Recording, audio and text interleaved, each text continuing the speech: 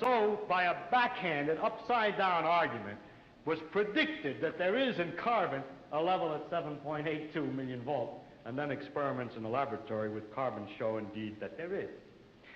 And therefore, the existence in the world of all these other elements is very closely related to the fact that there is this particular level in carbon.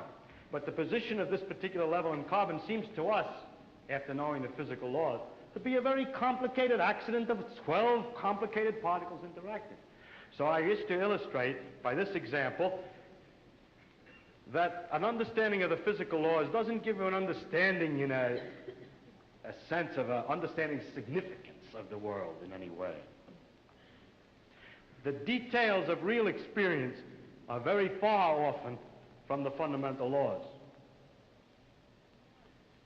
There are, in a way of speaking in the world, we have a way of discussing the world which you could call, we discuss it at various hierarchies or levels. Now, I don't mean to be very precise, there's a level, there's another level, and another level, but I will indicate by describing a set of ideas to you, just one after the other, what I mean by hierarchies of ideas. For example, at one end, we have the fundamental laws of physics. Then we invent other terms for concepts which are approximate, who have, we believe, the ultimate explanation in terms of the fundamental laws. For instance, heat. Heat is supposed to be the jiggling, and it's just a word for a hot thing, is just a word for a mass of atoms which are jiggling. For that, fundamentally, we should think of the atoms jiggling. But for a while, if we're talking about heat, we sometimes forget about the atoms jiggling. Just like when we talk about the glacier, we don't always think of the hexagonal ice snowflakes which originally fell. Another example of the same thing is a salt crystal. Looked at fundamentally, it's a lot of protons, neutrons, and electrons. But we have this concept, salt crystal, which carries a whole pattern already of fundamental interactions, or idea like pressure. Now, if we go higher up from this, in another level, we have properties of substances like refractive index, how light is bent when it goes through something, or surface tension, the fact that the water tends to pull itself together, is described by a number. I remind you that we have to go through several laws down to find out that it's the pull of the atoms and so on. But we still say surface tension, and don't worry when we're discussing surface tension of the inner workings, always. Sometimes we do, sometimes we don't. Go on, up in the hierarchy. With the water, we have the waves, and we have a thing like a storm. We have a word for storm, which represents an enormous mass of phenomena. Or sunspot, or star, which is an accumulation of things. And it's not worthwhile always to think of it way back. In fact, we can't, because the higher up we go, we have too many steps in between, each one of which is a little weak, and we haven't thought them all through yet. If we go up in this hierarchy of complexity, we get to things like frog, or nerve impulse, which you see is an enormously complicated thing in the physical world, involving an organization of matter in a very elaborate complexity. And then we go on, we come to things, words, and concepts like man, and history, or political expediency, and so forth, which is a series of concepts that we use to understand things at an ever higher level. And going on, we come to things like evil, and beauty, and hope. Now, which end is nearer to the ultimate creator, or the ultimate? So if I make a religious metaphor, which end is nearer to God? Beauty and hope, or the fundamental laws? I think that the right way, of course, is to say that the whole structural interconnections of the thing is the thing that we have to look at, and that the sequence of hierarchy, that all the sciences and all the efforts, not just the sciences, but all the efforts of intellectual kind, are to see the connections of the hierarchies is to connect beauty to history, is to connect history to man's psychology, the man's psychology to the working of the brain to the neural impulse to the chemistry, and so forth, up and down, both ways. And today we cannot, and there's no use making believe we can, draw carefully a line all the way from one end of this thing to the other. In fact, we've just begun to see that there is this relative hierarchy.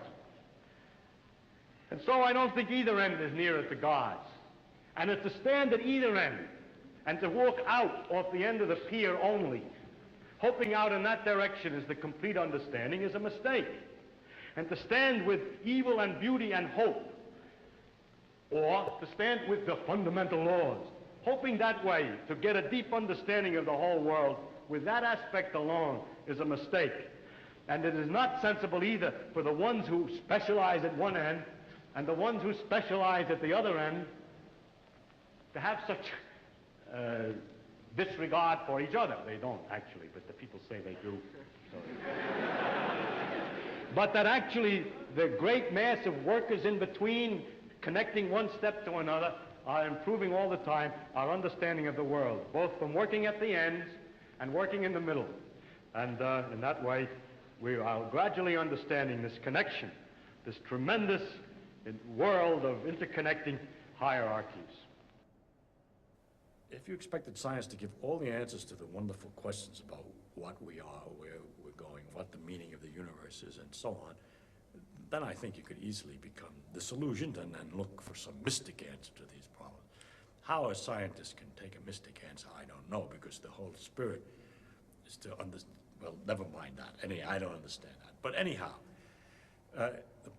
if you think of it, though, the way I think of what we're doing is we're exploring. We're trying to find out as much as we can about the world. People say to me, are you looking for the ultimate laws of physics? No, I'm not. I'm just looking to find out more about the world. And if it turns out there is a simple ultimate law that explains everything, so be it. That would be very nice to discover. If it turns out it's like an onion with millions of layers and we're just sick and tired of looking at the layers, then that's the way it is. But whatever way it comes out, its nature is there and she's going to come out the way she is. And therefore, when we go to investigate it, we shouldn't pre-decide what it is we're trying to do except to find out more about it.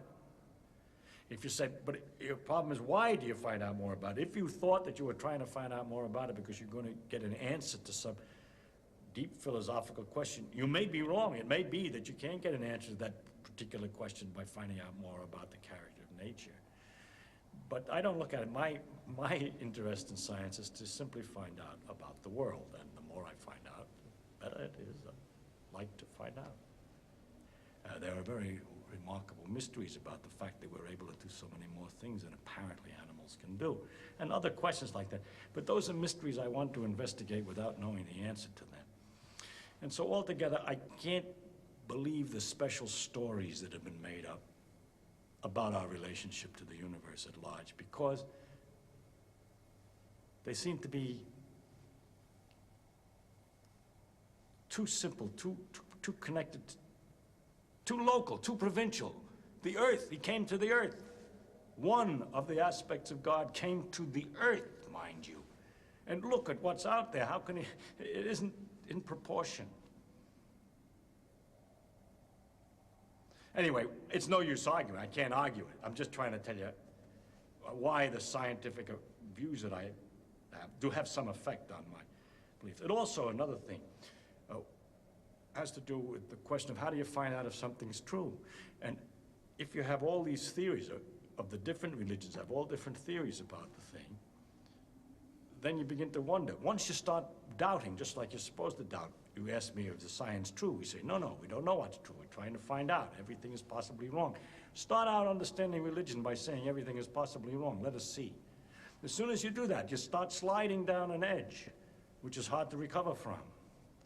And so with the scientific view, or my father's view, that we should look to see what's true and what may not be true, once you start doubting, which I think to me is a very fundamental part of my soul, is to doubt and to ask. And when you doubt and ask, it gets a little harder to believe. You see, one thing is I can live with doubt and uncertainty and not knowing. I think it's much more interesting to live not knowing than to have answers which might be wrong. I have approximate answers and possible beliefs and different degrees of certainty about different things, but I'm not absolutely sure of anything, and there are many things I don't know anything about, such as whether it means anything to ask, why we're here, and what the question might mean. I might think about it a little bit. If I can't figure it out, then I go to something else. But I don't have to know an answer. I don't feel frightened by not knowing things. by being lost in the mysterious universe without having any purpose, which is the way it really is, as far as I can tell, possibly. It doesn't frighten me.